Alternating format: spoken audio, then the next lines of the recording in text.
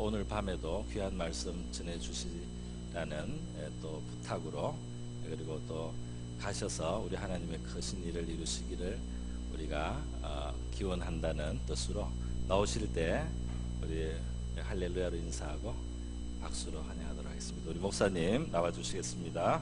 할렐루야.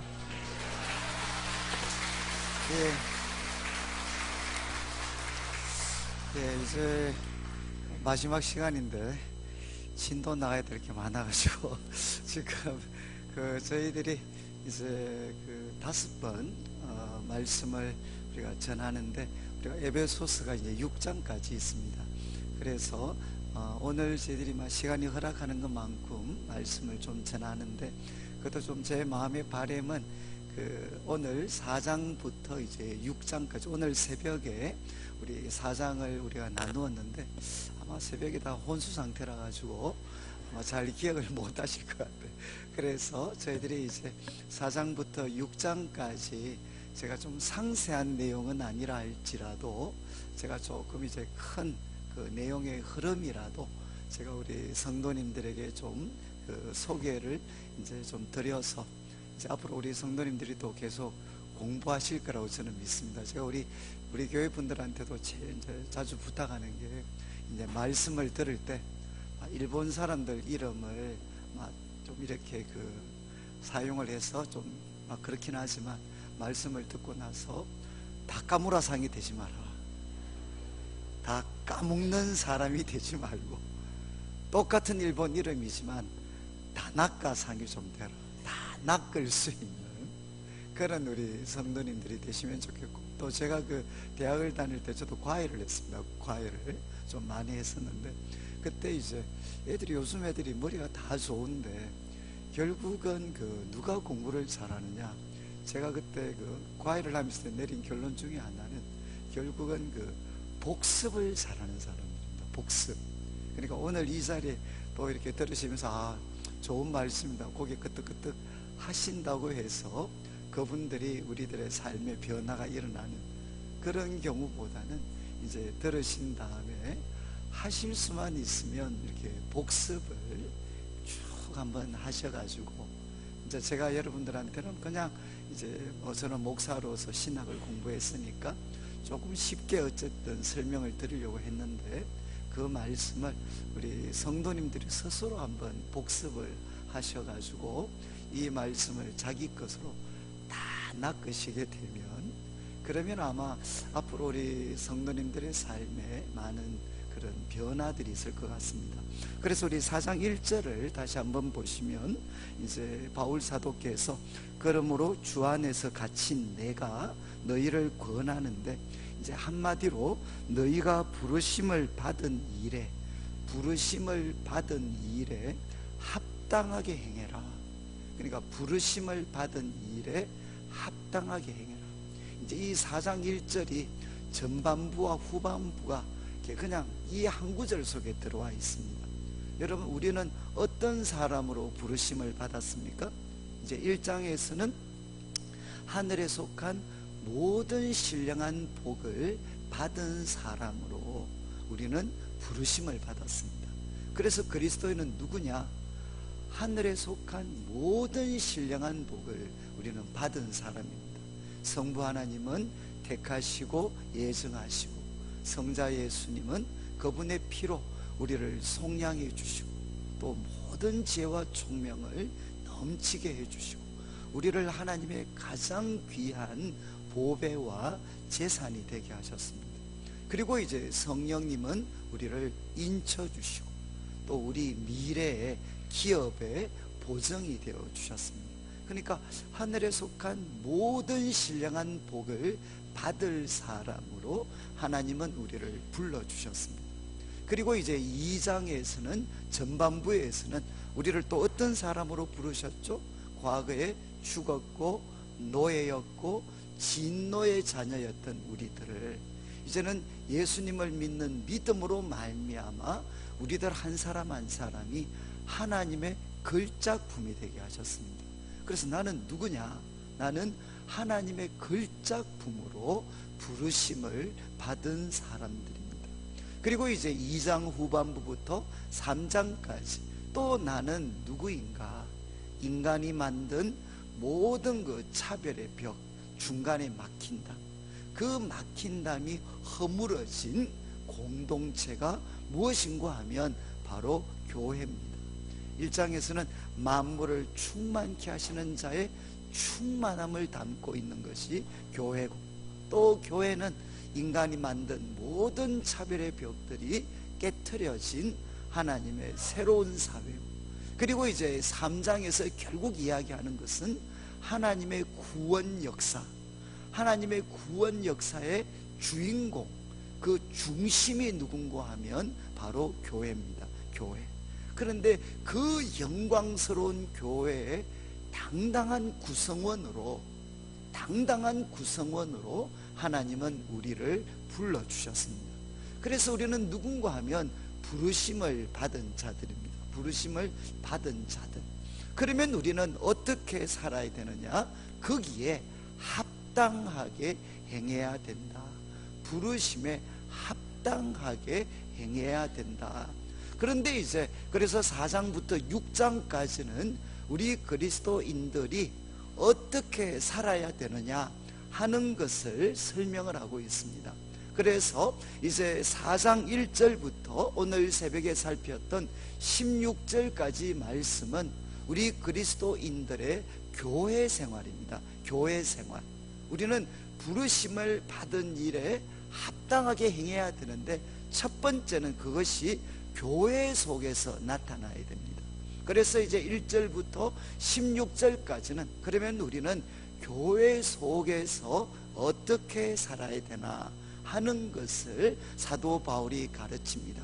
그래서 오늘 우리 새벽에 살폈던 것처럼 1절부터 시작을 해서 6절까지는 한마디로 하면 우리는 하나됨을 지켜야 됩니다. 하나됨을. 그런데 이제 여기에 중요한 단어는 2절에 모든 겸손, 온유, 오래 참음으로 사랑 가운데 이렇게 되어 있는데, 명령은 하나입니다. 명령은 하나. 교회 속에서 우리는 어떻게 살아야 되나? 첫 번째는 서로 용납해야 됩니다. 서로를 용납해야 됩니다. 옆에 계신 우리 성도님들을 서로 용납을 해야 되는데, 어떻게 용납을 해야 되나? 모든 겸손, 모든 겸손. 각각 자기보다 남을 낮게 여기는 거죠. 각각 자기 입장보다 다른 사람들의 입장을 먼저 이렇게 돌아보는 것. 모든 겸손. 그리고 온유. 이 온유라는 말이 참 이게 어려운데 이 심오한 단어입니다. 여기 온유는 뭔가 하면 잘 길들여진 상태입니다. 잘 길들여진 상태. 여러분 야생마 같은 거 한번 생각해 보시면, 야생마는 뭐 엄청난 힘을 갖고 있죠. 그런데 이 야생마 자체로는 별로 쓸모가 없어요. 왜? 통제가 되지 않습니다. 그런데 이 야생마가 잘 길들여지면 어떻게 되겠습니까? 이게 바로 명마가 되고 준마가 되는 거예요. 준마. 그러니까 온유라는 것은 뭔가 하면 바로 잘 길들여진 것입니다. 하나님을 통해서 우리들의 그 기질들이 잘 통제가 되어서, 이게 뭔가 하면 진정한 부드러움입니다. 진정한 부드러움. 그래서 하나님께 잘 길들여진 이 부드러움으로, 온유함으로 우리는 받아들여야 되고, 그리고 오래 참음으로, 사랑으로 우리는 서로를 잘 용납해야 돼요. 첫 번째는 교회 속에서 우리는 서로를 용납해야 됩니다. 그리고 이제 두 번째 3절 말씀에는 평안에 매는 줄로 성령의 하나 되게 하신 것을 뭐라고 했습니까? 성령이 이미 우리를 하나로 묶으셨어요. 그런데 그 하나 되게 하신 것을 힘써 지켜야 된다. 부지런하게 지켜야 된다. 여러분, 하나됨은 그냥 저절로 이렇게 이미 성령이 하나 되게 하셨지만 우리에게는 어떤 노력이 필요하냐? 그것을 힘써 지키는 노력이 필요하다는 겁니다. 그래서 교회는 먼저 하나됨을 지키셔야 되는데, 서로 용납하고 하나됨을 지키기 위해서 우리는 힘써 노력을 해야 됩니다.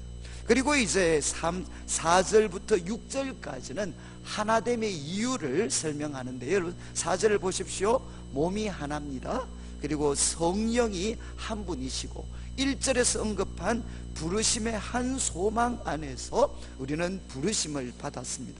여기에 강조점은 누구한테 있느냐? 성령님이 하나십니다. 그 우리를 교회의 몸으로, 우리들을 주님의 몸으로 연합되게 하신 성령님이 한 분이시고, 한 부르심의 소망으로 우리를 부르셨습니다. 그래서 우리는 하나됨을 지켜야 됩니다. 그리고 또 5절 말씀은 누구에게 집중하느냐? 주님이시죠. 예수님. 주도 하나신데 믿음도 하나고 세례도 하나다. 왜 우리 교회가 하나가 되어야 되느냐? 바로 주님이 한 분이시기 때문입니다. 그리고 이제 6절에는 또 누가 한 분이라고 했죠? 성부 하나님도 한 분이시다.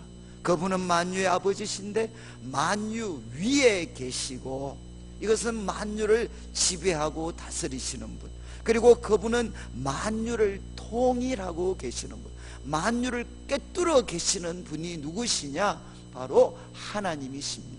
그리고 그분은 만유 가운데 계시는 분이십니다. 그래서 왜 교회는 하나됨을 지켜야 되느냐? 우리를 하나로 불러주신 성령님이 한 분이시고, 우리의 주님이 한 분이시고, 그리고 우리가 섬기는 하나님이 한 분이시기 때문에 우리는, 교회는 하나됨을 지켜야 된다. 그래서 1절부터 6절까지는 하나됨을 지켜라. 그리고 두 번째 7절부터는 말씀을 드렸는데, 두 번째 7절을 보시면 우리 각 사람에게 그리스도의 선물의 분량대로 은혜를 주셨다는 것입니다.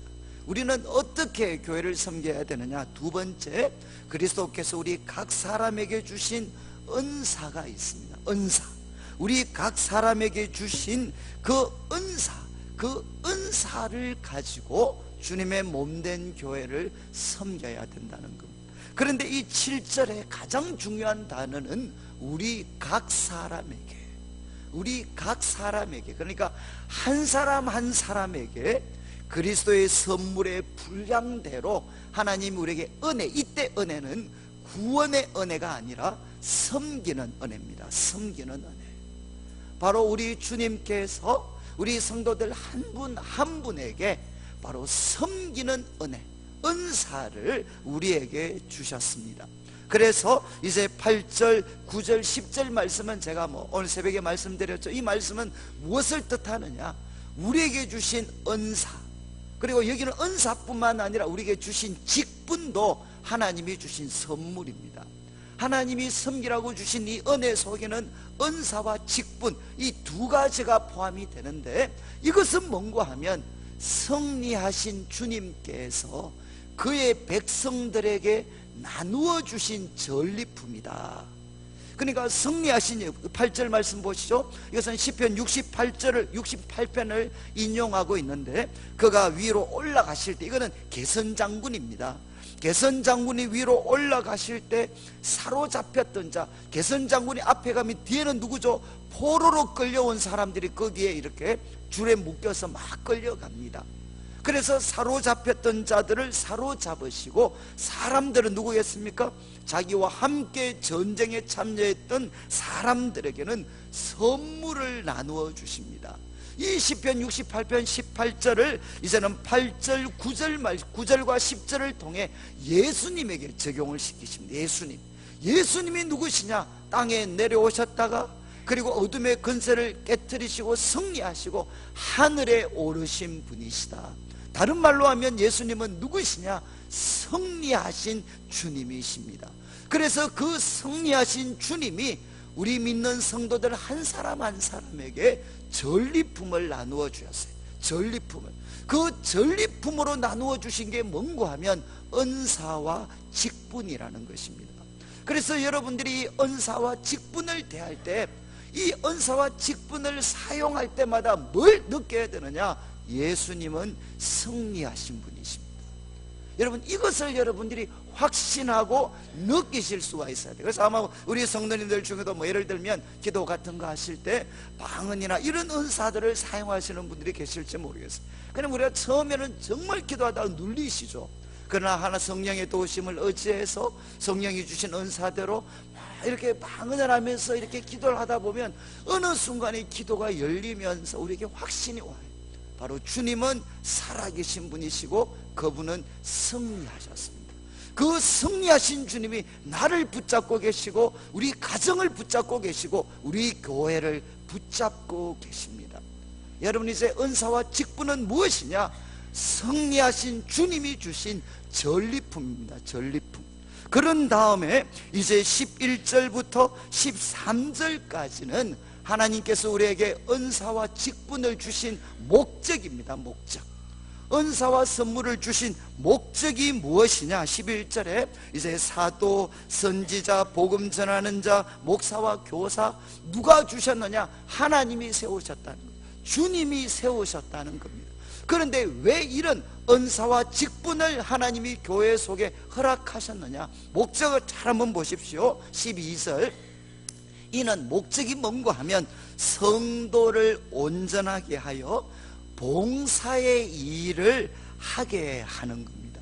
그래서 그리스도의 몸을 세우는 것입니다. 여기서 중요한 단어는 바로 봉사의 일을 하는 것입니다. 지금 하나님께서 왜 말씀을 전하는 사역자와 교사들을 하나님께서 세우셨느냐? 전리품으로 나누어 주셨느냐? 저희들 같은 목회자를 세우신 목적이 뭔가 하면 성도들이 봉사의 일을 할 수 있도록. 근데 이 봉사라는 말이 조금 번역이 좀 약간 애매합니다. 그냥 그대로 설명을 하면 성도들로 하여금 잘 섬길 수 있도록.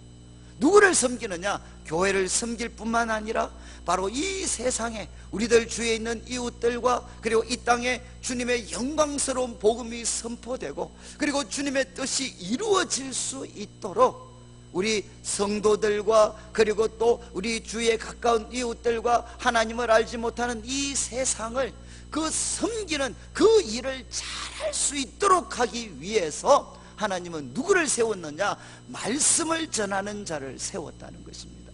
여러분이 이제 이 땅 가운데서 주님의 일을 감당하는 사람은 누구죠? 주님을 섬기는 일, 이게 하나님을 섬기는 일이든 교회를 섬기는 일이든 세상을 섬기는 일이든 이거 누가 하는 겁니까? 누가 하는 거죠? 지금 우리 한국교회 좀 혼란이 바로 여기에 있었어요. 주님의 일은 누가 하느냐? 목사가 한다고 생각을 해요. 목사가 하고 우리 성도님들은 그냥 덜러리 쓰고 후원해 주는 것이 그게 바로 성경적이다라고 오랫동안 생각을 했습니다. 그거는 죄송하지만 잘못됐습니다. 이 말씀을 통해서 보면 바로 이는 현실적으로도 맞아요. 주님과 그리고 교회와 그리고 이 땅을 누가 섬길 수 있죠? 주님의 손과 발이 되어서 누가 섬길 수 있습니까? 그것은 목사님이 아니라 바로 우리 성도님들이 섬기는 겁니다. 주님을 알지 못하는 이 세상 속에 들어가서 거기가 가정이든 일터든 아니면 학교든 그리고 우리 만나는 많은 사람들에게 주님의 손과 발이 되어서 그들을 섬기는 일은 누가 하시느냐? 바로 우리 성도들이 하시는 거죠. 그런데 우리 성도들이 주님의 말씀, 주님의 또 사랑, 주님의 마음을 가지고 그분들을 손과 발로 잘 섬길 수 있도록 하기 위해서 하나님은 누구를 세우셨느냐? 우리들과 같은 목회자들을 세우셨다는 겁니다. 그래서 우리들 같은 목회자를 세우셔서 12절에 성도들을 온전하게 하여, 이거는 뭔가 하면 잘 준비시키는 것입니다. 우리 성도들을 잘 무장시켜서 무엇을 하느냐? 바로 섬기는 일, 봉사의 일, 이거는 잘 섬길 수 있는 사람이 되게 해서 그리스도의 몸을 세우게 하는 것, 바로 이 목적을 위해서 하나님은 바로 저희들과 같은 말씀의 사역자들을 세우셨다는 겁니다. 그런 다음에 13절은 말씀을 전하는 사역자들이 가져야 되는 꿈이죠. 꿈. 우리가 언제까지 이 일을 해야 되느냐? 13절을 보시면 새벽에 말씀드렸는데 대부분 영어 성경은 until로 시작해요. until. 언제까지 우리가 성도들을 잘 무장시켜서 주님을 잘 섬길 수 있도록 그분들을 도와드려야 되느냐? 13절에 우리가 다, 이것은 뭐겠습니까? 우리 남부교회라면 남부교회에 속해 있는 모든 성도님들이 하나님의 아들을 아는 것, 믿는 것에 하나님이 설정하신 목표 지점이 있습니다. 하나님이 설정하신 그 목표 지점에 우리 남부교회에 속해 있는 모든 성도님들이 하나님의 아들을 아는 것, 믿는 것에 그 목표 지점에 다 도달할 때까지, 그래서 13절 마지막 온전한 사람을 이루어, 이거는 뭐겠습니까? 바로 우리 남부교회 모든 성도님들이 하나의 온전한 사람을 이루어서 그리스도의 장성한 분량이 충만한 데까지, 우리 모든 성도들이 이룰 때까지 말씀을 가르치고 전하는 사역자들은 말씀으로 우리 성도들을 섬겨야 된다는 것입니다. 여러분, 이게 바로 사도 바울이 우리들에게 도전을 하는 거죠. 우리 성도들은 어떻게 해야 되느냐? 어떻게 살아야 되느냐? 하나님께서 우리 각자에게 주신 은사와 직분을 가지고 무엇을 섬겨야 되느냐? 바로 교회 성도들을 교회를 섬겨야 돼요. 교회. 그래서 은사와 직분을 주신 목적은 무엇이냐? 나의 성숙이 아니라 교회의 성숙입니다. 교회를 성숙하게 해서 우리 모든 교회 성도들이 그리스도의 장성한 분량에 도달할 때까지 우리 모든 성도들은 하나가 되어서 이제 교회를 우리가 돕고 섬겨야 된다는 거죠. 이럴 때 이제 공동체는 정말 영적으로 성숙하게 됩니다. 그러면 14절과 15절은 뭔가 하면, 우리가 영적으로 성숙했을 때 말씀을 가르치는 사역자들이 정말 그들을 충성스럽게 섬겨서 이제는 잘 무장되고, 그리고 이제는 우리 가정과 그리고 하나님과 교회와 그리고 이 세상을 잘 섬길 수 있는 사람이 되어서, 언제까지? 하나님의 아들을 믿는 것, 아는 것에 하나님이 설정하신 그 목표 지점, 거기에 다 일치할 때까지, 일치해가지고 온전한 사람을 이루어서 우리 남부교회가 그리스도의 장성한 분량에까지 자라게 됩니다. 그러면 어떤 일이 생기느냐? 14절에 그러면 이는 우리가 이제부터 어린아이가 되지 않는다는 것. 이게 바로 영적으로 성숙인데, 어린아이가 되지 않으니까 14절 후반부는 어린아이의 특징입니다. 사람의 속임수, 간사한 유혹, 그리고 온갖 교훈의 풍조에 밀려 요동합니다. 여러분, 어린아이들은 뭐죠? 바로 남의 말을 잘 믿습니다. 그것처럼 우리가 영적으로 성숙하지 못하면 사람의 속임수와 간사한 유혹과 온갖 교훈의 풍조에 우리는 너무나도 쉽게 빠져들어가고 거기에 흔들릴 때가 많은데, 영적으로 성숙하면 이제 우리가 어린아이가 되지 않아서 이런 유혹과 잘못된 가르침에 빠지거나 흔들리는 일이 생기지 않는다는 겁니다. 그리고 이제 15절에는 적극적으로 이제는 사랑 안에서 참된 것을 하게 됩니다. 사랑과 진리가 통합이 됩니다. 그리고 범사의 모든 일에 우리는 그리스도에게까지 자라게 됩니다. 그분이 머리라는 거죠. 여러분, 우리가 하나님의 아들을 아는 것, 믿는 것에 하나가 되어서 그리스도의 장성한 분량에 자라가게 되면 사랑과 진리가 통합이 돼. 통합. 여러분, 저도 이제 저희 교회 장로님들이 23분이 계시는데, 저희들이 뭐 이렇게 안건만 있으면 이제 때로는 긴장이 생깁니다. 긴장. 그런데 그 긴장은 결국 두 가지입니다. 하나는 뭔가, 한 분은 한쪽에서는 사랑, 우리가 사랑의 무게 중심을 둬야 됩니다. 교회가 평화롭고 사랑해야 됩니다. 이쪽에 강조점을. 또 한쪽은 뭔가 하면, 목사님 그래도 원칙을 포기하시면 안 돼요. 그러니까 한쪽은 계속해서 사랑, 한쪽은 원칙을 포기하시면 안 돼요. 저는 아마 제가 참 이 목회자로서 이 두 가지 이 싸움은, 갈등은 끝이 안 나는 거예요. 정말 어떻게 하면 성도들을 사랑하고 품으면서도 진리, 원칙에 분명하게 세워져 있을 수 있을까? 이거는 사람들은 불가능합니다. 사랑하면 진리가 약해지고, 그리고 진리를 강조하면 사랑이 설 자리가 점점 없어져. 그런데 이 두 가지가 뭔가 하면 바로 주님 안에서 통합이 됩니다. 그래서 사도 바울은 이야기하죠. 하나님의 아들을 믿는 것, 아는 것에 점점 자라서 우리가 진정한 성숙에 이르게 될 때 우리에게 일어나는 일이 무엇이냐? 사랑 안에서 진리를 말하고 행동으로 옮기게 됩니다. 그리고 예수님처럼 예수님에게까지 우리는 자라게 됩니다. 그리고 16절은 그러면 어떻게 하면 우리가 영적으로 성숙할 수 있는가? 16절 잘 한번 보십시오. 정말 저는 한국말이 너무 어려워요. 지금도 읽으면 무슨 말인지 모르겠어요. 16절에 우리가 영적으로 우리 성도님들 한 분 한 분이 잘 성숙하고 교회를 잘 섬기시려면 16절 그에게서는 머리이신 그리스도입니다. 그죠? 그에게서 온 몸이 마디를 통하여 도움을 받음으로 연결되고, 결국 이것은 무엇이겠습니까? 이것은 결국 뭔가 하면 우리 성도님들이 누구와 관계를 항상 맺어야 되느냐? 머리 대신 그리스도와 관계를 맺어야 된다는 겁니다. 여러분, 우리 목사님의 머리도 예수님이시죠. 우리 성도님들의 머리도 누구십니까? 바로 예수님이십니다. 교회가 건강한 공동체가 되려면, 여러분, 우리 만약에 남부교회, 우리 남부교회의 머리가 누구시죠? 이거 한번 제가 확인을 해야 될 것 같아요. 머리가 누구시죠? 남부교회 머리가 누구십니까? 정말 믿으셔요?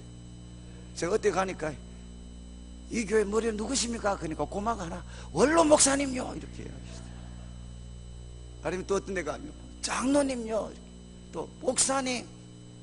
여러분, 우리 교회의 머리는 예수님이십니다.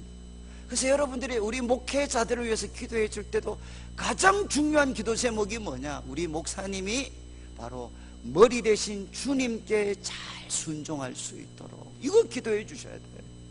그렇지 않나요? 그리고 우리 장로님들을 위해서 우리 장로교이기 때문에 장로님들의 영향이 절대적입니다. 여러분, 장로님들을 위해서 기도하실 때 뭐 해야 되겠습니까? 머리 대신 주님께 잘 순종하게 해주십시오.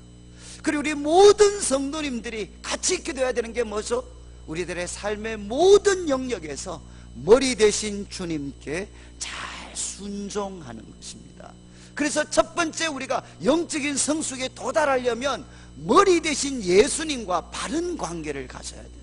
그리고 두 번째, 16절 중반을 보시면 그에게서 온몸이 마디를 통하여 도움을 받음으로, 그 다음에 연결되고 결합되고 각 지체의 분량대로 역사하여. 여기에 보면 연결되고 결합되어, 우리가 영적으로 성숙하려면 어떻게 해야 되느냐? 성도들과 서로 연결되고 결합되어야 된다는 겁니다. 아마 우리 남부교회는 그렇지 않은지 모르겠는데, 저희 교회도 이렇게 막 좀 교회에 오셔서 정말 조용히 오셨다가 조용히 사라지시는 분들이 많아요. 꼭 이렇게 분위기가 어떻게 되느냐? 목사님, 저를 한번 잡아보십시오. 그러면서 유유하게 사라지시는 분들이 참 많아요. 여러분, 이제 소위 혼자 조용히 왔다가 어떤 사람들과도 연결되지 않고 결합되면 여러분 순간적으로 좋은 것 같죠. 여러분, 우리는 머리이신 그리스도에게까지 자라려면 교회 속에 붙어 있어야 돼요. 이 교회 속에서 상처도 받아야 되고, 그리고 때로는 오해도 받아야 되고, 그래야만 어떻게 되느냐? 우리는 주님의 마음과 주님의 지혜를 여러분들이 배울 수가 있습니다. 그래서 우리가 진정한 영적인 성숙에 도달하려면 머리 대신 그리스도와 바른 관계를 갖고, 그리고 뭐 해야 되죠? 성도들과 서로 연결되고 결합돼야 돼요. 그리고 마지막으로는 뭐냐? 우리 각자에게 주님이 주신 은사와 역할이 있습니다. 그것을 잘 감당해야 되죠. 그래서 16절 마지막을 보십시오. 연결되고 결합되어 각 지체의 분량대로, 각 지체의 분량대로 우리는 역사해야 됩니다. 일을 해야 됩니다. 그래야만 어떻게 되느냐? 그 몸을 자랑해 하고, 몸을 자라게 하고, 그 안에서 우리는 사랑 안에서 스스로를 세우게 됩니다. 여러분, 꼭 기억하셔야 돼요. 우리가 영적으로 성숙하려면, 그리고 주님의 몸된 교회를 바르게 섬기려면 우리 모든 성도들이 머리 대신 그리스도와 바른 관계를 가지셔야 돼요. 저는 교회 지도자들일수록 이게 철저하셔야 돼요. 이거 안 되면 교회는 성장하고 부흥하면 더 문제가 많이 생깁니다. 그러면 사람이 머리 역할을 하려고 해요. 그런데 여러분 잘 기억하십시오. 지금 교회가, 그리고 우리들 자신이 영적인 성숙에 도달하려면 먼저는 머리 대신 주님과 깊은 교제를 가져야 되고, 그리고 성도들 서로가 연결되고 결합되어져야 돼요. 그리고 마지막으로 주님이 각자에게 주신 은혜의 분량대로 우리는 교회를 섬겨야 됩니다. 그 교회를 섬기는 가운데 어떻게 되느냐, 우리들도 스스로 세워지게 됩니다. 여러분, 이제 4장 1절부터 16절까지는 우리 성도님들이 교회 속에서 어떻게 하면 부르심에 합당하게 행할 수 있나. 그래서 첫 번째는 여러분, 사랑, 교회의 하나됨을 잘 지키자.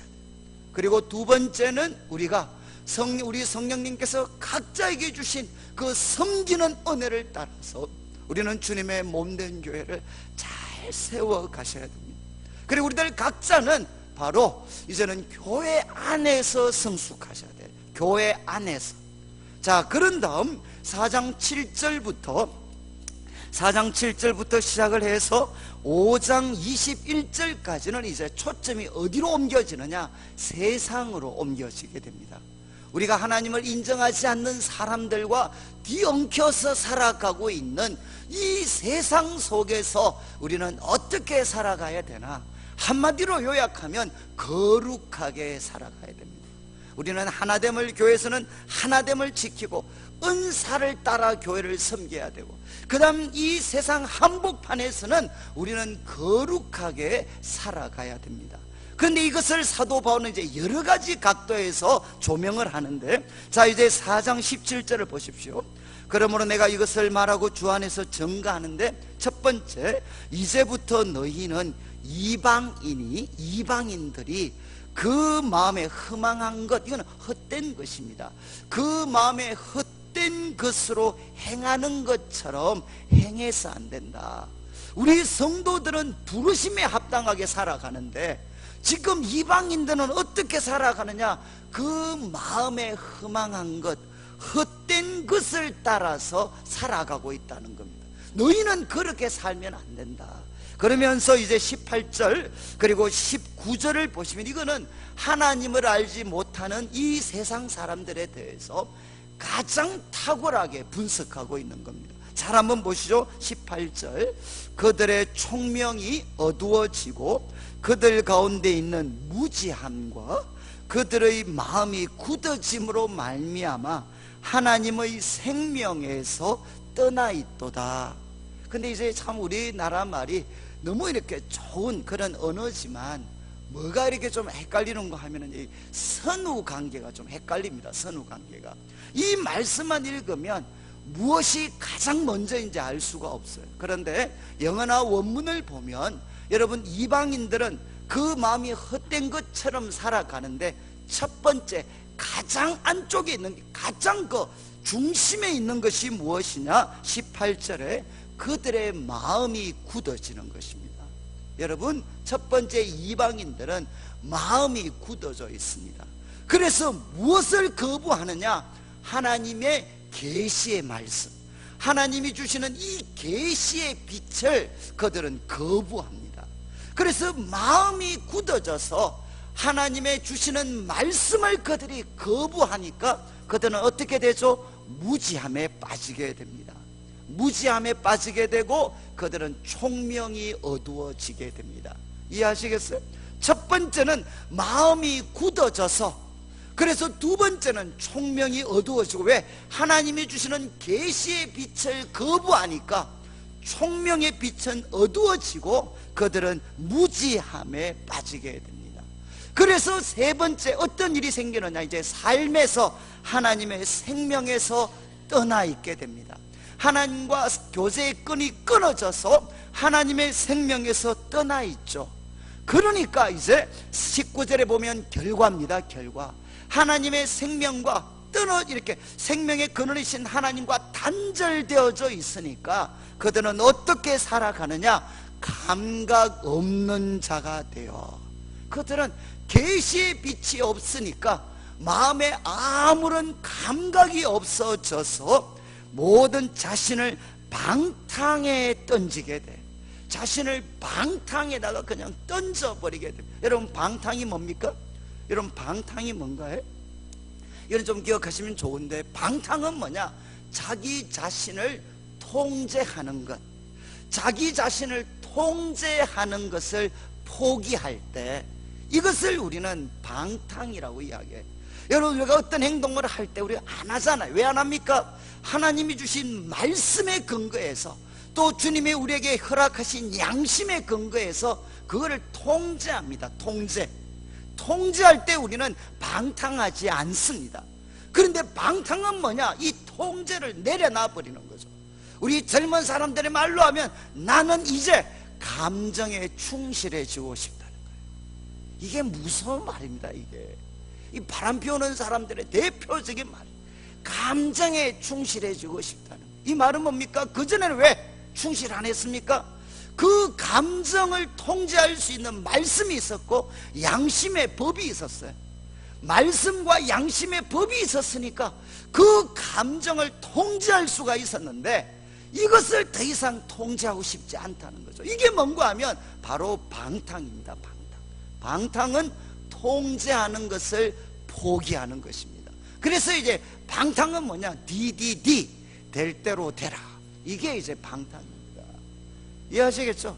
하나님이 주신 말씀, 양심에 근거해서 자기 자신을 통제하는 것을 포기합니다. 그래서 방탕하죠. 그래서 감각 없는 자가 되는 겁니다. 감각 없는 자가 되어서 자기 자신을 방탕에다가 던져버려 가지고 결과가 뭡니까? 모든 더러운 것을 욕심으로 행하게 됩니다. 모든 열정을 가지고 모든 더러운 것을 행하게 됩니다. 이게 무엇이냐? 이방인들의 삶입니다. 우리가 때로는 볼 때 부럽게만 보이는 그 이방인들의 실제 모습이 무엇이냐? 이러하다는 거죠.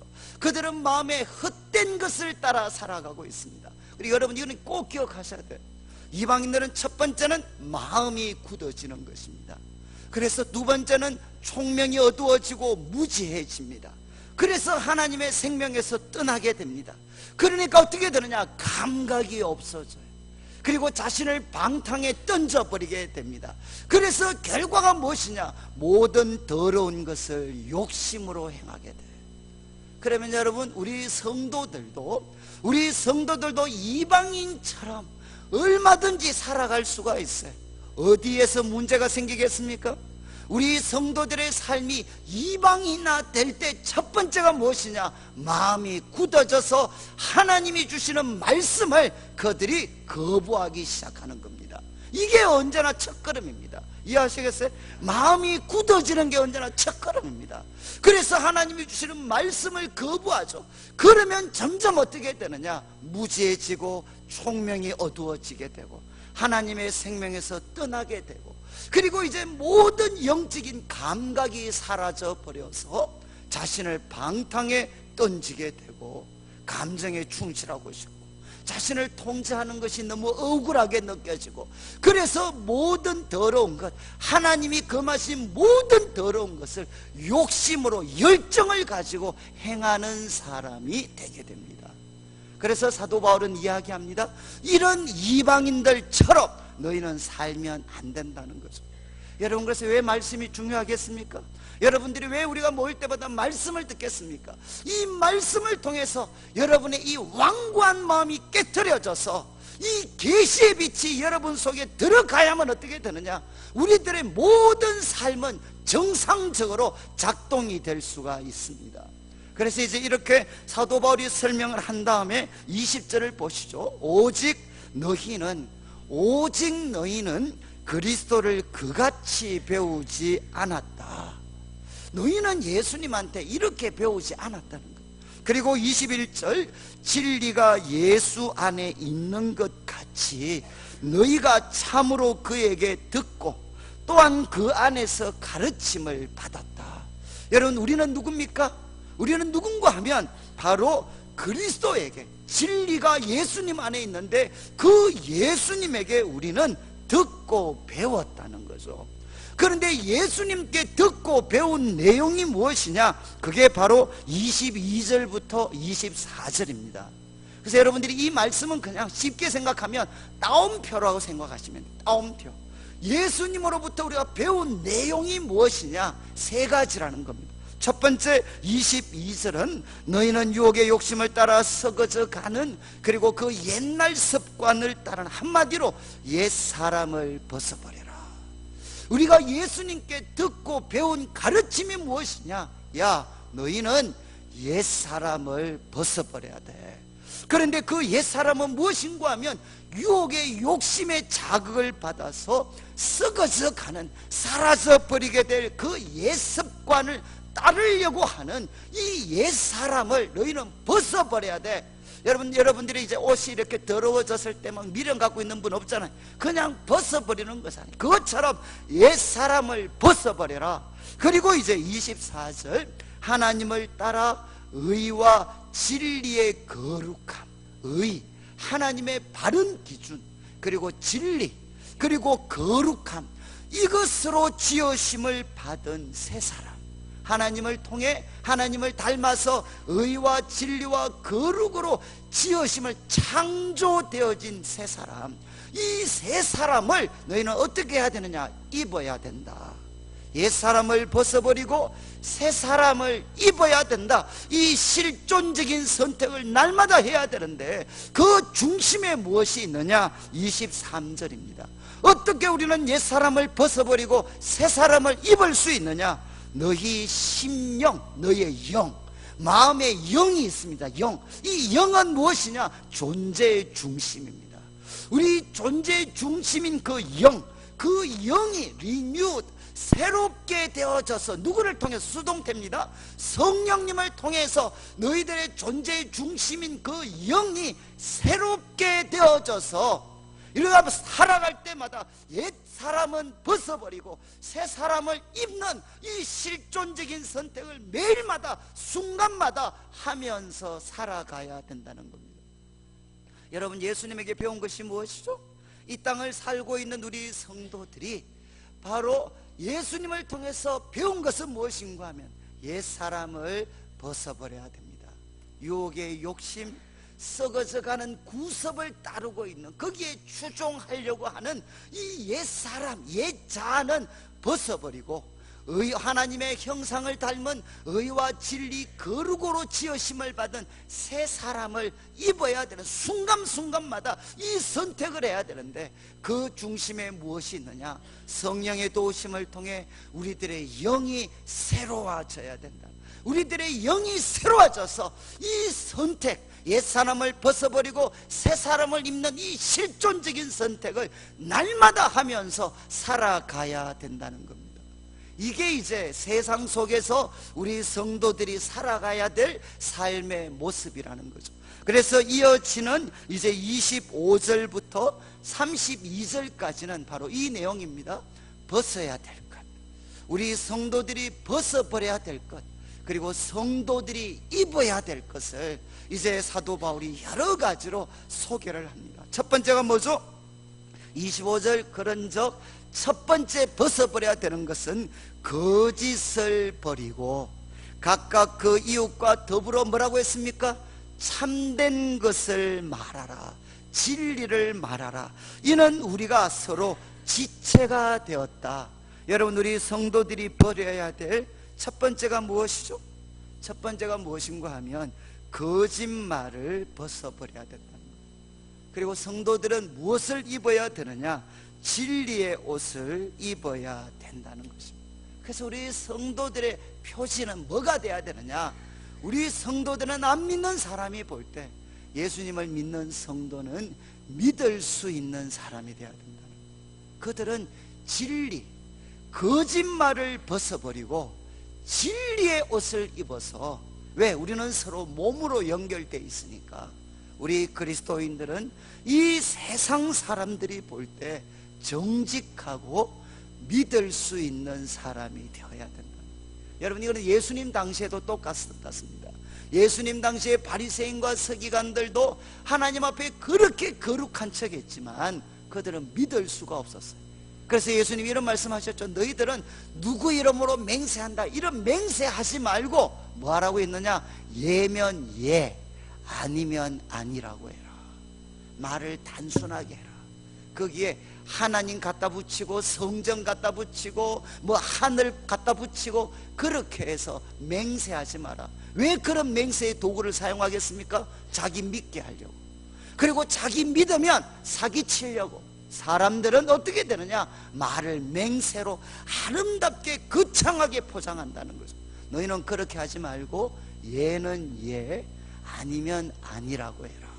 그래서 우리 그리스도인들이 벗어야 될 첫 번째 옷은, 옛사람은 무엇이냐? 그것은 거짓말입니다. 우리가 무엇을 입어야 되느냐? 우리는 진리를 입어야 됩니다. 그래서 우리 그리스도인들은 믿을 수 있는 사람이 되어야 된다는 거죠. 그리고 두 번째 벗어야 되는 것은 무엇이겠습니까? 25절에 분을 내어도 죄를 짓지 말고 해가 지도록 분을 품지 말고, 그리고 또 마귀에게 틈을 주지 마라. 이 말은 뭐겠습니까? 우리가 벗어야 되는 것이 무엇이죠? 분노를 폭발적으로 표현하는 것, 그리고 또 이 분노를 계속해서 마음에 담아두는 것, 이것을 우리가 벗어버려야 된다는 거예요. 대신 어떻게 해야 되죠? 이 해가 지기 전까지 이 분노를 주님의 도우심, 주님의 사랑을 기억하여서 이 분노를 통제할 수 있는 사람이 되어야 된다는 겁니다. 여러분, 그래서 이제 좀 교회도, 이런 교회가 언제 싸우느냐? 저도 어릴 때부터 다녀봤는데 교회가 이렇게 막 재직회나 이런 거 언제 싸웁니까? 점잖은 분이 일어나셔서, 내가 웬만하면 참으려고 그랬는데 이 말하면 싸우기 시작을 해. 이해하시겠어요? 이걸 하나의 공식입니다. 공식. 여러분, 우리가 모든 다툼과 싸우면은 통제되지 않은 분노가 있습니다. 그래서 나중에 여러분들이 한번 야고보서나 이런 데 읽어보시면, 여러분 이제 성내는 것은, 여러분 듣는 것은 속히 하고, 그러고 뭐라고 했습니까? 말하는 것과 성내는 것은, 야고보 뭐라고 했죠? 더디해라. 이 영어로 보면 슬로우. 정말 말하는 것과 성내는 것은 슬로우, 천천히 해라, 이렇게 이야기하셨어요. 여러분 한번 해보시겠어요? 만약에 우리 성도님들이 목사님한테 한 번씩 불만 있어, 목사님! 이렇게 하지 말고 이거를 슬로우 비데오로, 목사님. 그리고 이제 집에 가서도 야! 이렇게 하시면, 야 아들아. 여러분, 이게 슬로우. 여러분, 성경은 성내지 말라고 한 게 아닙니다. 성내는 것을 더디해라. 더디. 슬로우. 성내는 것을 천천히 해라. 천천히. 그리고 바울은 뭐라고 해줘? 해가 지기 전에 해결을 해라. 그래서 어떤 분 그런 기도하잖아요. 분노를 품고 잠들지 않게 하시고, 분노를 품은 상태에서 새로운 하루를 시작하지 않게 해주십시오. 여러분, 이제 이 분노를 통제하지 않으면 어떻게 되느냐? 마귀가 틈을 타서 나도 무너뜨리고 우리 가정도, 그리고 교회도 무너뜨리는 거죠. 그래서 교회나 가정이나 가장 무서운 마귀가 뭐라고 배우셨어요? 가장 무서운 마귀는 뭐냐? 섭섭마귀입니다. 그냥 목사님 보면 섭섭해. 그리고 이 사람들을 보면 그냥 섭섭해. 뭐 떵필이 뭐 잘못한 것도 없는데 그냥 뵈면 그냥 마음이 섭섭해. 남편을 봐도 섭섭해. 애들을 봐도 섭섭해. 이게 뭐죠? 통제되지 않는 분노를 통해 마귀가 틈을 타게 되는 것입니다. 여러분, 우리 그리스도인들이 벗어버려야 되는 두 번째 옷은 무엇이냐? 바로 이 분노입니다. 분노. 이 분노를 통제해서 천천히 표현하고, 그리고 계속해서 담아두는 것이 아니라 해가 지기 전까지 이것을 해결할 수 있는 성도들이 되어야 된다.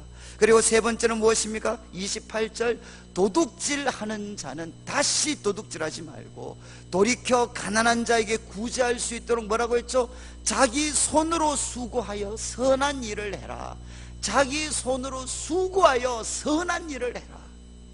여러분, 사도 바울이 그 초대교도 도둑질하는 사람이 있었던 것 같아요. 그런데 도둑질하지 말고 이제는 다른 사람에게 구제할 수 있도록, 목적이 뭡니까?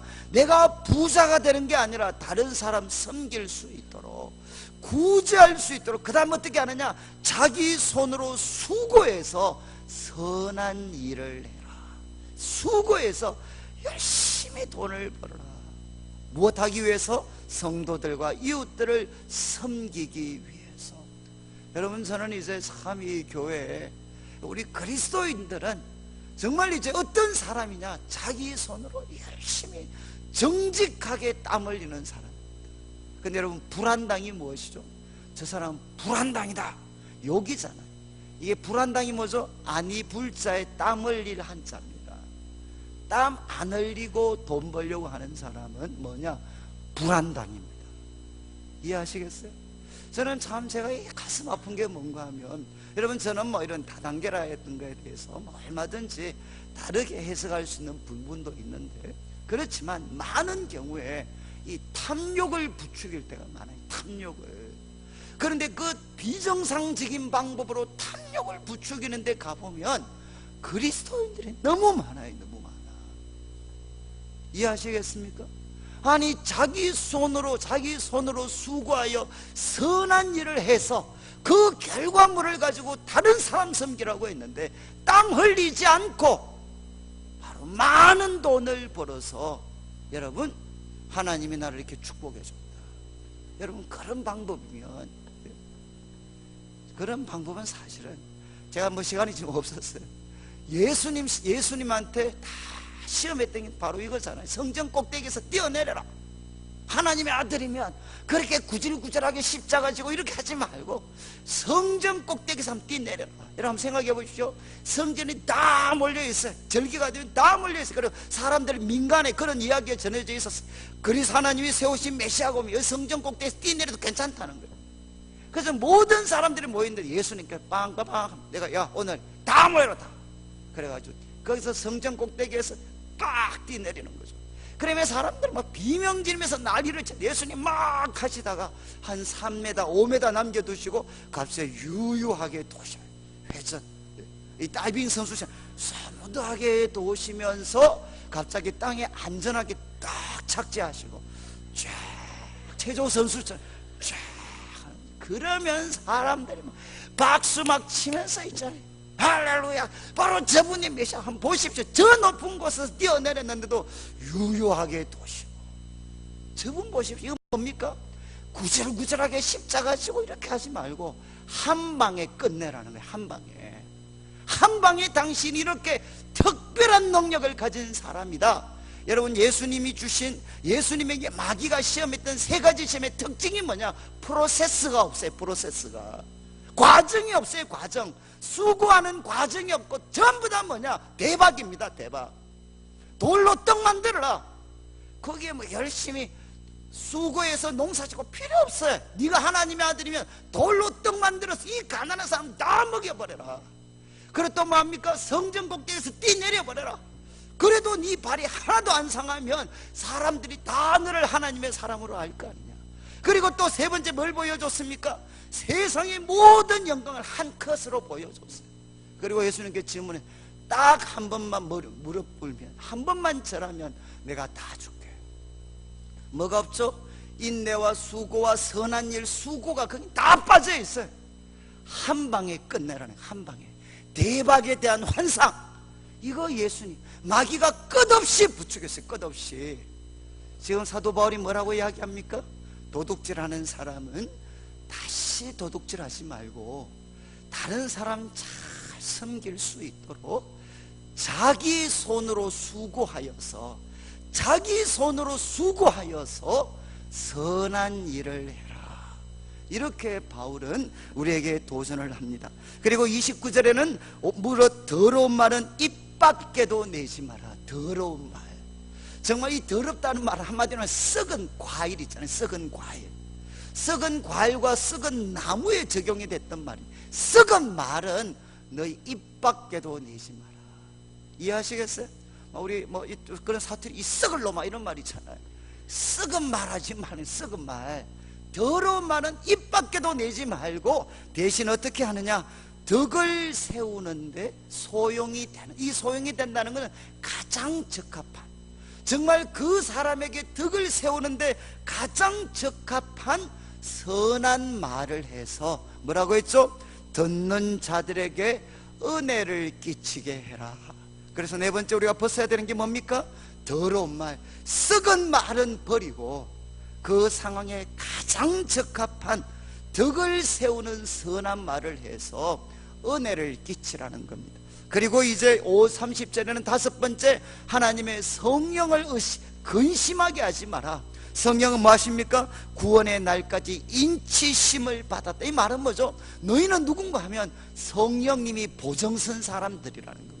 성령님께서 여러분들을 하나님 앞에 흠없고 거룩한 자로 세우겠다고 하나님이 성령이 보정선 사람이 누구냐? 너희들인데 그분으로 하여금 근심하게 하지 마라, 이렇게 말씀했어요.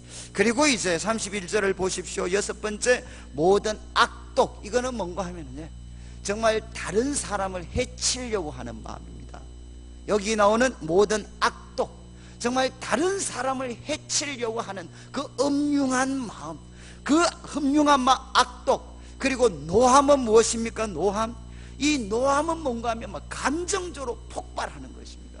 그 어떤 마음의 음흉함을 감정적으로 폭발하고, 그 다음에 또 분노는 무엇입니까? 그 사람을 지속적으로 해하려고 하는 겁니다. 분함과, 그리고 또 이제 모든 악독과 노함과 분냄과, 그 다음 떠드는 건 무엇이죠? 막 함부로 말, 요즘 갑질 논쟁이 있잖아요. 모든 악한 말들은 막 퍼부어 버리는 겁니다. 그리고 비방하는 말은 무엇이냐? 그 사람 없는 곳에서도 그 사람에 대한 온갖 흉어물들을 다 덜추어내는 것, 이것을 뭐라고 했느냐? 바로 모든 악의와 함께 버려야 된다. 여러분, 사람을 향해서 해하려고 하는 음흉한 악독을 가지고 감정적으로 분노하고, 그리고 그 사람을 향해서 해치려고 하는 이 어떤 분냄을 가지고, 그리고 감정적으로 쏟아붓고, 그리고 나아가서 없는 자리에서 그 사람에 대해서 온갖 흉음을 이야기하는 이런 것들을 모든 악의와 함께 버려라. 대신 32절 뭐라고 했습니까? 대신 서로 친절하게 하며 불쌍히 여기고, 그리고 서로 용서하기를 하나님이 그리스도 안에서 너희를 용서하신가 같이 해라. 이제 대신에 이렇게 분노를 품지 말고 서로를 향해 친절하게 여기고 불쌍하게 여기고 서로 용서하기를 하나님이 그리스도 안에서 우리를 용서하신 것처럼 해라. 이렇게 사도 바울은 도전을 했습니다. 자, 이제 4장 말씀 마무리를 하면 원칙은 뭐죠? 심령, 우리 마음의 영이 성령의 도우심을 통해 새롭게 되어서 옛사람을 벗어버리고 새사람을 입으셔야 됩니다.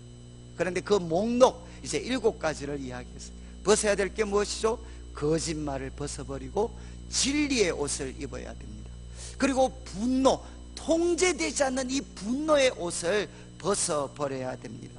그리고 또 세 번째는 우리가 도둑질이라는 옷을 벗어버리고 이제는 그 사람들을 섬기기 위해서 열심히 수고하는 이 새로운 옷을 입어야 되고, 그리고 네 번째는 썩은 말을 벗어버리고 성도들에게 은혜 끼치는 선한 말을, 그 선한 말의 옷을 입어야 되고, 그리고 성령을 근심하게 하는 이 더러운 이 옛사람을 벗어버리고, 그리고 이제 서로를 향해 분노와 미움을 퍼붓는 이 어떤 더러운 이 어떤 옛사람을 벗어버리고 서로를 친절하게 하고 불쌍하게 하고 그리고 용서하는 이 새 사람을 입어야 된다. 이렇게 사도 바울은 도전을 했습니다. 이제 5장 말씀은 제가 그냥 요약만 하긴 1절을 한번 보십시오. 이제 두 가지 원칙입니다. 두 가지 원칙. 사랑을 받는 자녀처럼 너희는 뭐라고 했죠?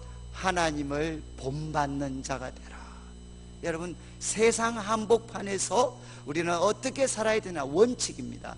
하나님을 본받는 자가 되는 것입니다. 그리고 이제 두 번째 2절에는 그리스도께서 너희를 사랑한 것처럼 너희도 사랑 가운데에서 걸어가라. 여기 원칙이죠. 여러분, 더러운 하나님을 본받는 자가 되고 예수님처럼 사랑 안에서 걸어가라. 예수님은 어떻게 하셨습니까? 사랑 안에서 자기를 버리셨고 자기 목숨을 하나님이 기쁘게 받으시는 그런 제물로 드리셨습니다. 두 가지 원칙, 하나님을 본받는 자가 되고 예수님처럼 사랑 가운데서 살아갑니다.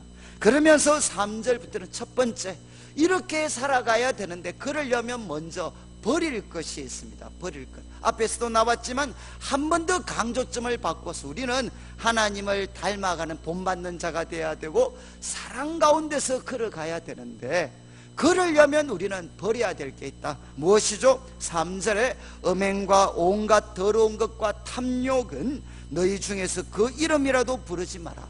이는 성도에게 마땅한 바니라. 무엇을 버려야 됩니까? 음행과 더러운 것입니다. 음행은 뭐죠? 바로 부부관계를 벗어나는 모든 성적인 부도덕한 행동들을 우리는 음행이라고 합니다.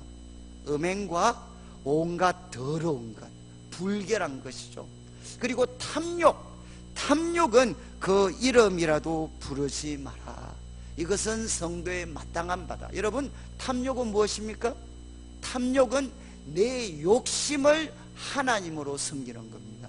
이해하시겠어요? 내 욕심을 하나님으로 섬기는 것, 이게 바로 탐욕입니다. 그러니까 자기 욕심을 우상으로 섬기니까 탐욕은 우상 숭배가 됩니다. 그래서 사도 바울이 이야기합니다. 음행과 온갖 더러운 것과 탐욕, 이거 버려야 된다.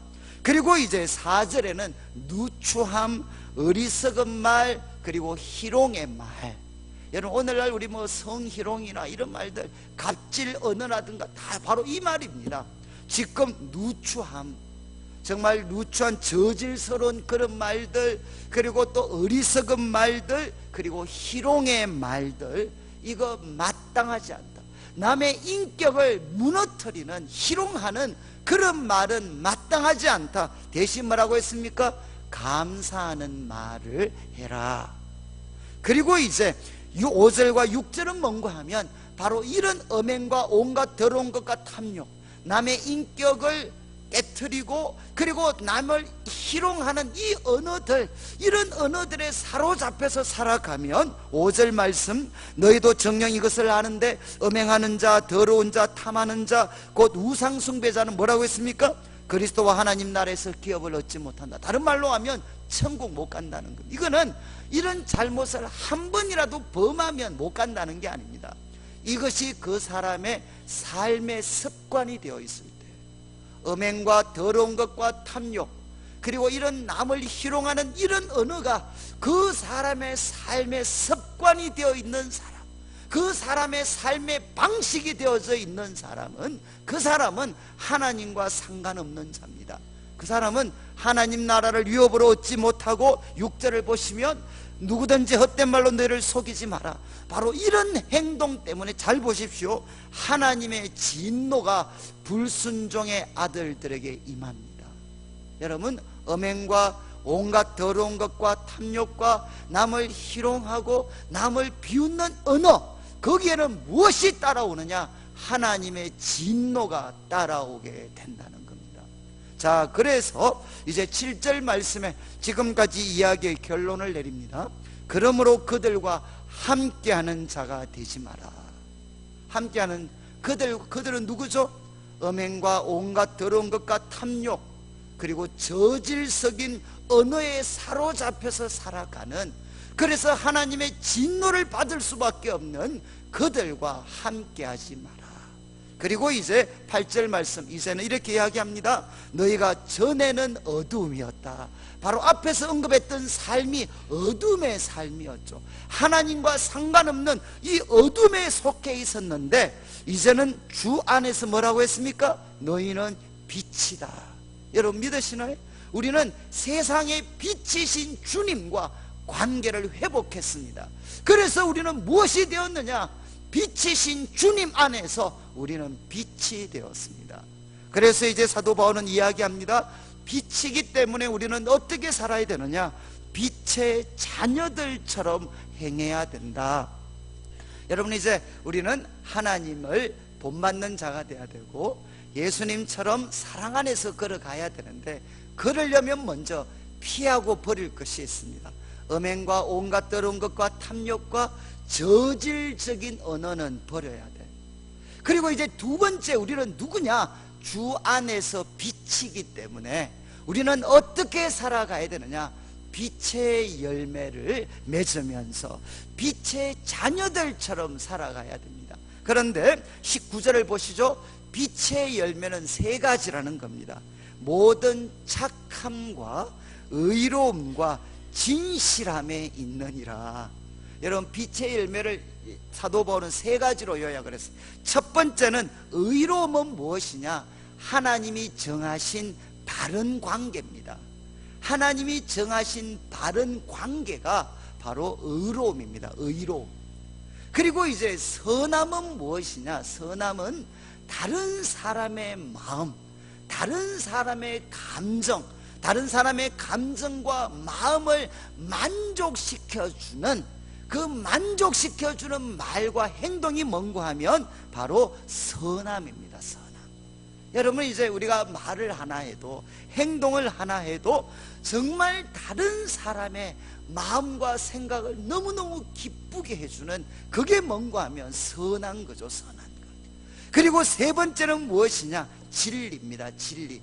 진실함이 무엇이냐? 바로 빛의 열매라는 겁니다. 그래서 우리 성도님들 한 분 한 분은 빛의 열매를 맺어야 되는데, 첫 번째는 바른 관계, 하나님이 정하신 바른 관계를 맺고 그 속에서 상대방의 마음과 생각을 정말 만족시켜주는 선한 삶을 사셔야 되고, 그리고 우리는 진실해야 됩니다. 진실. 이런 예화가 있죠. 어떤 한 분이, 이제 어느 할머니가 정말 돈이 많으셨어요. 그래서 이제 자식도 없고 해서 이제는 이 남은 재산을 누구한테 좀 맡겨서 이제는 그 자기가 죽고 나서도 이 많은 돈을 가지고 다른 사람들 잘 사용할 수 있도록. 그래서 이제 그런 분을 어떻게 찾아야 되나, 그러다가 이 할머님이 생각을 했어요. 생각. 그래서 무슨 생각을 했느냐? 이 할머님이 찐빵 장사를 했어요. 찐빵 장사. 찐빵 장사를 했는데 그 찐빵 안에다가 뭘 넣느냐? 금화를 한 입씩 다 넣었어요. 그래서 찐빵 장사를 했어요. 그런데 이제 찐빵, 여러분 만약에 요즘 같으면 뭐 한 500원 주고 찐빵 하나를 사가 갑니다. 그럼 그 찐빵 안에 금화가 들어있었는데 아무도 금화를 가지고 오신 분이 없어요.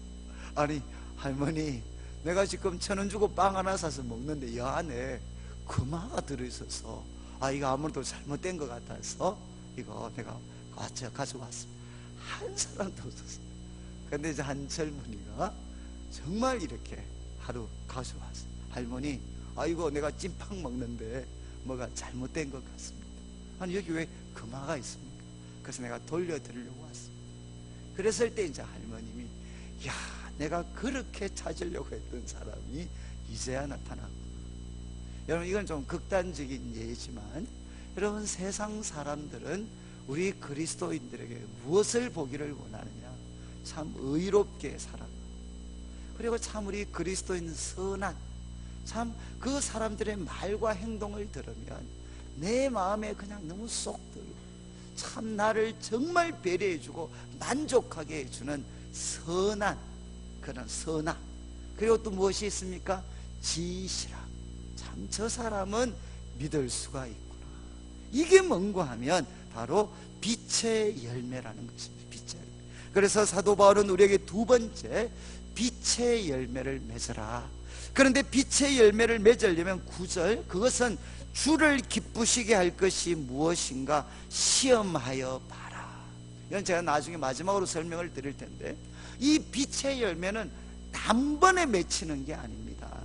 단번에 맺히는 게 아니고 주님을 기쁘시게 할 것. 이게 뭐죠? 바로 앞에 나오는 의로움과 선함과 진실함입니다. 어떻게 하면 주님을 기쁘시게 할 것이 무엇인가? 뭐라고 했습니까? 시험해 봐라. 끊임없이 테스팅을 해봐라. 끊임없이 한번 시험해 봐서 마침내 그것을 찾아내라는 것입니다.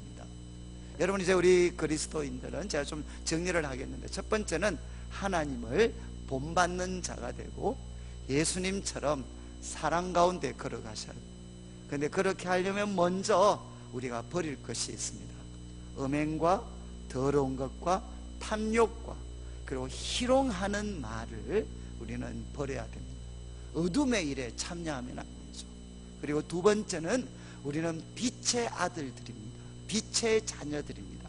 그러니까 어떻게 살아야 되느냐? 빛의 열매를 맺어야 됩니다. 그리고 이 빛의 열매는 세 가지라고 말씀드렸고, 이거는 끊임없이 시험해 봐라.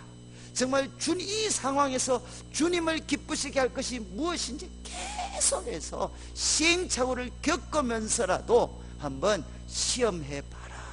그리고 세 번째 11절을 보시죠. 너희는 열매 없는 어둠의 일에 참여하지 말고 뭐라고 했습니까? 그것을 책망해라. 열매 없는 어둠의 일을 이제는 책망하라는 겁니다. 이거는 악입니다. 하나님이 미워하시는 겁니다. 이거 책망해라. 그러면서 12절에 그들이 행하는 것들은 말하기도 부끄럽다. 그리고 13절, 책망이 얼마나 강력한 힘이 있느냐? 그러나 책망을 받는 것은 뭐라고 했습니까? 빛으로 말미암아 드러납니다. 여러분, 책망은 어둠을 노출시키는 힘이 있습니다. 그래서 책망은 어둠의 일을 노출시키고, 그런데 노출시키는 것으로 끝나는 것이 아니라 어둠이 빛에 노출이 되면 어떻게 되죠? 그 어둠은 빛으로 바뀌어버립니다. 그래서 이제 13절 마지막에 드러나는 것마다 빛이니라. 여러분, 우리 그리스도인은 어떻게 살아야 되느냐? 어둠의 일에 참여하지 말고 이제는 그 어둠의 일을 책망해라. 그래서 그걸 악이라고 드러내고, 그리고 그렇게 책망할 때 이것은 그 어둠을 빛으로 바꿔놓을 수가 있습니다. 그리고 사도 바울은 이렇게 설명한다면 14절, 이런 감동적인 언어로 설명합니다. 그러므로 이러기를 잠자는 자여 깨어서 죽은 자들 가운데서 일어나라. 여러분, 지금 잠자는 자, 그리고 죽은 자들 가운데 있는 사람들, 이 사람들은 누구죠? 어둠의 일에 참여하고 있는 사람들입니다. 이 사람들을 향해서 깨어서 일어나라, 이렇게 말하는, 이렇게 생명의 빛을 비추어주는 행동이 뭐냐? 바로 책망하는 거라는 겁니다. 책망하는 것. 그리스도께서 너에게 비추시리라. 어떻게? 어둠에 빠진 사람들에게 어떻게 그리스도께서 빛을 비추시느냐? 책망을 통해서 나타납니다. 저는 우리 이제 전 목사님 이렇게 기억하실지 모르겠는데, 이제 저는 아직도 이렇게 전 목사님과 이렇게 좀 기억을 제가 잊을 수가 없는 게, 옛날 우리 저희들이 대학을 다닐 때 지금 이제 스포츠 조선인가 이런 스포츠 신문에 지금 제가 이 만화가 이름이 그 당시 아주 유명한 만화가가 저질스러운 그런 성적인 그런 저질스러운 만화를 이렇게 오랫동안 게재를 했어요. 뭐 저희들 같은 사람은 뭐 스포츠 신문이니까 또 안 믿는 사람이니까 뭐 어떡하겠냐, 지가 그리는 거 놔둬야지. 그런데 이제 우리 전 목사님 나중에 좀 경험해서 아시겠죠? 전 목사님 이게 마음이 걸리면 한숨을 계속 막 이렇게 한숨을 막 쉬어. 그러면서 이제 오랜 고민 끝에 어떻게 하셨느냐, 제가 지금 그 만화가 이름을 생각이 안 나요. 그 사람한테 편지를 보냈어요. 편지를. 당신 계속 그따위 만화 그리면 하나님이 심판하십니다. 제가 지금 그 편지 정확한 내용은 시간이 오래돼서 제가 기억이 잘 안 나는데 이런 내용이었어요. 당신 글은 하나님이 주신 재능 갖고 이런 저질스러운 언어에 만화 그려서 사람들을 방탕과 타락으로 자꾸 끌고 가면 하나님이 심판하십니다. 그 전에 돌이키십시오. 아마 이런 내용이었을 것 같아요. 여러분, 바로 세상은 여러분 지금도 무엇을 듣고 싶으냐? 악을 악이라고 말할 수 있는 사람들을 이 세상은 기다리고 있습니다. 사도 바울은 이야기하죠. 이 세상에서 어떻게 살아야 되느냐? 우리는 하나님을 본받는 자가 되고 사랑 가운데서 걸어가야 되는데, 구체적으로 음행과 온갖 더러운 것과 탐욕을 피해야 됩니다. 어둠의 일에 참여하지 않아야 돼요. 두 번째는 뭐냐? 빛의 열매를 맺어야 돼. 의로움과 착함과 그리고 또 진실함의 열매를 맺어야 됩니다. 그리고 세 번째는 어떻게 해야 되느냐? 어둠의 일을 책망해야 돼. 참여하는 게 아니라 책망해서 그 어둠을 빛으로 바꿀 수 있는 삶을 살아가야 된다는 것입니다. 그리고 네 번째 15절을 보십시오. 그런즉 너희가 어떻게 행할지를 자세히 주의하여 지혜 없는 자같이 하지 말고 오직 지혜 있는 자같이 되라. 그래서 우리는 어떻게 살아야 되느냐? 우리는 네 번째로 지혜 있는 자같이 어떻게 행할지를 자세히 주의하고 지혜 있는 자같이 살아가야 돼. 왜냐하면 이제 15절 세월을 아끼라 때가 악하니라. 여러분 지금 이 때가 악합니다. 그래서 세월을 아껴야 돼. 근데 이 세월을 아낀다는 말이 뭔가 하면 redeem, 시간을 구속해내라. 시간에게 구원을 줘라. 시간을 구원해내라. 구속해라. 구속. 이게 무슨 뜻이? 여기서 시간은요, 이 헬라어에서 시간을 나타내는 단어가 두 개가 있어요. 크로노스라는 단어가 있어요. 이거는 뭔가 하면 그냥 흘러가는 시간입니다. 그러나 카이로스라는 시간이 있어요. 카이로스는 어떤 시간이냐? 이거는 사건이 일어나는 때입니다. 이해하시겠습니까? 여기에 나오는 시간, 세월을 아끼라. 이거는 뭔가 하면 바로 이때의 세월은 뭔가 하면 카이로스입니다. 카이로스. 이거는 뭐죠? 우리에게 주어진 시간을 그냥 흘러가는 시간으로 만들지 말고 하나님과 이 시대, 하나님과 나의 삶에 참된 의미가 있는 시간으로, 참된 사건이 있는 시간으로 이 시간을 바로 구원해내야 된다는 겁니다. 여러분 정말 중요한 말입니다. 여러분 우리 그리스도인들은 여러분 지혜 있는 자같이 자세히 주의해서 우리에게 주어진 시간을 하나님 앞에 진정한 사건이 일어나는 시간으로 만들어야 된다는 거죠. 세월을 아껴야 된다. 때가 악하다. 그러면서 이제 17절에 그렇게 하려면 무엇이 필요하냐? 어리석은 자가 되지 말고 오직 주의 뜻이 무엇인가 이해해라. 여러분 이제 하나님 말씀 그리고 주의 뜻 차이가 무엇이겠습니까? 하나님 말씀을 통해 하나님이 다 하나님 이런 거 원하시는구나, 이런 거 원하시는구나. 그 다음에 주의 뜻이라는 말은 뭐죠? Now and here. 바로 지금입니다. 바로 지금 이 상황에서 하나님이 원하시는 뜻이 무엇인가? 그것을 여러분들이 잘 이해를 해야 된다. 이게 바로 지혜 있는 사람이다 라고 성경은, 사도 바울은 도전을 합니다. 그래서 여러분들이 무엇 하셔야 되느냐? 홈쇼핑에도 아주 이렇게 발군의 능력을 발휘하셔야 되고 다른 것 많이 하셔야 되지만 무엇을 해야 되느냐? 주의 뜻이 무엇인가 이해하셔야 돼요. 하나님의 뜻이 무엇인지를 끊임없이 이해가는 사람이 되어야만 우리는 어떻게 되느냐? 지혜 있는 자로 살아갈 수가 있습니다. 그래서 네 번째 이야기했습니다. 지혜 있는 자가 되어서 주의 뜻이 무엇인가 이해하고 우리에게 주어진 시간을 하나님 앞에 사건이 일어나는 시간으로 만들어야 된다. 그리고 마지막 이제 다섯 번째 가르침이 뭡니까? 18절 술 취하지 마라. 이는 방탕한 것이니 오직 성령으로 충만함을 받으라. 혹시 여기 아직 술 드시고 계시는 분들 좀 계시죠? 제가 앞에서 얼굴을 보면 약간 알코올 기운이 아직도 얼굴에 이렇게 깔려있는 분들이 좀 이렇게 덜 빠지신 분들이 아직 계실 수 있어요. 여러분 여러분 왜 술을 드시죠? 왜 술이 드십니까? 이유는 술을 드시면 이야기가 술술 나와요. 그래서 이게 교제가 돼, 교제가. 여러분 그래서 많은 분들은 정말 이제 옛날 그 소주 선전주는 그런 게 있었잖아요. 뭐 청에 25도인가 보에 25도인가 그거 보면 이 술이 내 몸을 깨어나게 해요. 멋있잖아요. 몸을 깨어나게 하고 이야기가 술술 나오게 하고 교제가 회복이 되고. 그래서 남자들이 모인 곳에는 술이 있어야 돼요. 여러분 근데 로이드 존즈 같은 분은 뭐라고 이야기했나? 이분은 의사시잖아요. 로이드 존즈가 술을 이야기할 때 가장 강조하는 게 자기 의사 입장에서 술은 각성제가 아니고 억제제다.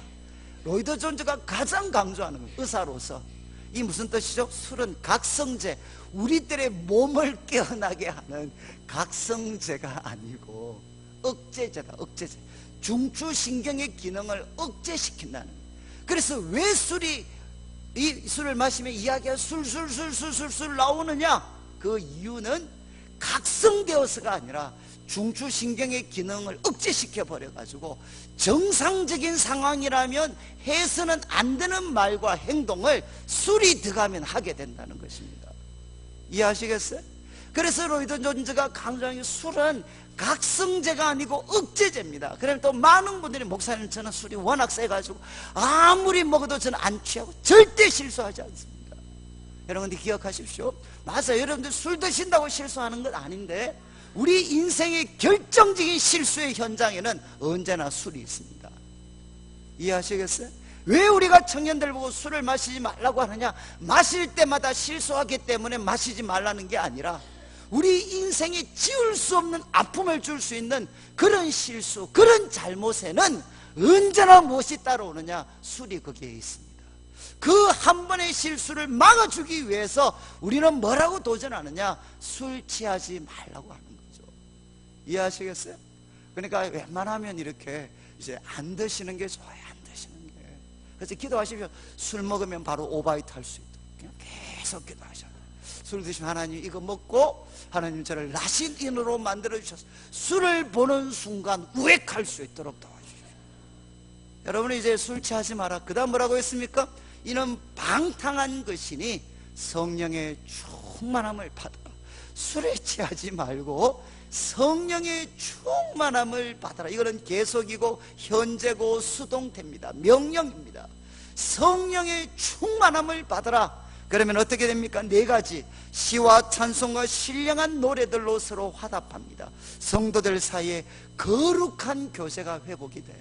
성령에 충만하면 성도들과 만나서 시와 찬송과 신령한 노래로 화답하는 게 얼마나 기쁜지 몰라요. 여러분 아시죠? 저도 과거에 우리 청년부회가 좀 삐딱한 애가 이렇게 제 속을 정말 많이 썩였는데 한번 이런 이야기 했어요. 형님 한 잔만 받아주시면 제가 형님 말을 잘 듣겠습니다. 제가 그 꼬임에 빠져가지고 제가 한 잔을 마셨어요. 제가 좀 그때 저도 대학 다닐 때 한 병 정도는 마셨어요. 근데 한 잔 마시고 나니까 정말 희한하더구만. 한 잔 마시고 나니까 찬송을 하고 싶은데 마음은 찬송인데 입을 벌리면 오동잎이 나와요. 제가 그때 이제 알았어요. 이 술이 들어가면 사람이 노래를 하는데 시와 찬미와 신령한 노래가 나오는 게 아니고 오동잎과 과거에는 이제 돌아와요 부산항이죠. 아니면 소양강 처녀 뭐 이런 거죠. 이제 여러분 이제 성경이 이야기합니다. 성령에 충만하면 시와 찬미와 신령한 노래들로 거룩한 교제가 이루어져요. 그리고 두 번째 성령에 충만하면 마음으로 주님께 노래하고 찬송합니다. 정말 우리 마음에서 주님을 향한 찬송과 노래가 흘러나옵니다. 여러분 인간이 알 수 있는 가장 엄숙하고 거룩한 순간은 무엇이냐? 창조주 하나님을 노래하는 것입니다. 창조주 하나님을 노래하고 찬송합니다. 그리고 세 번째는 20절 범사의 주 예수 그리스도의 이름으로 항상 아버지 하나님께 감사합니다. 여러분 성령에 충만하면 우리의 삶이 아무리 어렵다 할지라도 우리가 무엇을 확신하게 되죠? 이 상황에 하나님이 나와 함께 하십니다. 주님의 강한 손이 붙들고 계시고 내가 볼 때는 견딜 수 없고 실패했는 것 같지만 하나님의 강한 손과 능력과 사랑으로 하나님의 이것을 합력해서 선이 되게 할 것입니다. 그래서 우리는 누구를 믿느냐? 하나님을 믿기 때문에 범사의 주 예수 그리스도의 이름으로 감사하게. 그리고 이제 네 번째는 무엇입니까? 그리스도를 경외함으로 피차 복종합니다. 그리스도를 경외하기 때문에 내 속에 계신 그리스도가 그걸 원하십니다. 그리고 상대방에게 누가 계시느냐? 그리스도가 계십니다. 내 속에 계신 그리스도, 상대방에게 있는 그리스도를 경외하는 마음으로 서로 복종하게 됩니다. 여러분 이제 말씀을 좀 마무리를 하면 5장에서 우리가 이 세상 속에서 어떻게 살아야 되겠습니까? 이제 4장 후반부부터 사도 바울은 먼저 이방인에 대한 이야기였어요. 문제는 어디죠? 마음이 굳어지면 총명이 어두워지고 무지하게 되고 하나님의 생명에서 떠나고 그리고 감각이 없어지고 자신을 바로 방탕에다가 던지고 모든 더러운 것을 욕심으로 행합니다. 우리는 예수님을 이렇게 배우지 않았어요. 우리가 예수님께 배운 게 뭐라고 했습니까? 첫 번째 가장 중요한 내용이죠. 옛사람을 벗어버리고 새 사람을 입는 이 실존적인 선택을 삶의 순간순간마다 행해야 됩니다. 그런데 이 선택이 이루어지려면 무엇이 있어야 되느냐? 마음을, 심령을 새롭게 해야 돼요. 우리 존재의 중심인 영을 성령님이 새롭게 해주셔서 옛사람을 버리고 새 사람을 입어야 해요. 그래서 벗어야 될 것, 그리고 입어야 될 것을 말씀했습니다. 그리고 5장에서는 두 가지 원칙을 이야기했습니다. 이 세상 살아갈 때 하나님을 본받는 자가 되라. 그리고 예수님처럼 사랑 가운데 걸어가라. 그러면서 사랑하기 때문에 음행과 온갖 더러운 것과 탐욕을 버려야 됩니다. 희롱과 누추하는 말을 버려야 됩니다. 그래서 이것은 첫 번째, 어둠의 일에 참여하지 말고, 두 번째, 우리는 이제 예수님 때문에 빛이 되었습니다. 빛의 열매를 맺어야 됩니다. 그 열매는 모든 의로움, 그리고 착함, 선함, 그리고 이제 진실함에 있습니다. 그리고 여러분, 어둠의 일에 참여하는 것이 아니라 책망해서 그 어둠을 빛에 노출시키고 그 어둠을 빛으로 만들어 버리는 역할을 우리가 감당해야 됩니다. 그리고 네 번째, 우리는 지혜롭게 행해야 돼요. 그래서 모든 순간마다 주의하고, 그리고 또 주의 뜻이 무엇인지 이해해서 우리에게 주어진 세월을 아끼셔야 돼요. 우리에게 주어진 시간을 하나님의 사건, 하나님의 뜻이 이루어지는 그런 카이로스로 우리는 만들어 시간을 구원해내면서 우리는 살아가야 됩니다.